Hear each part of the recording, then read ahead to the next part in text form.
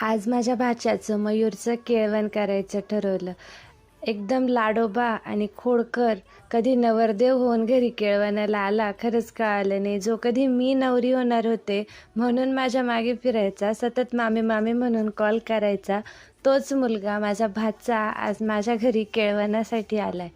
त्याचं पण लग्न होतं याच्यावर खरं तर विश्वासच बसत नाही, कारण त्यांच्या हरकती एकदम बालिश आणि लहान मुलासारख्या. मयूचं केळवण म्हणून सकाळपासून घरात आवराआवरी केली, मस्तपैकी दारात रांगोळी पण काढली आणि त्यांच्या औक्षणाची तयारी केली.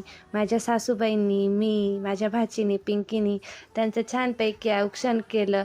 एक क्षणही न गप्प बसणारं ही बडबड व्यक्तिमत्व एवढं मोठं होऊन नवरदेव होऊन आज आमच्या घरी आलंय.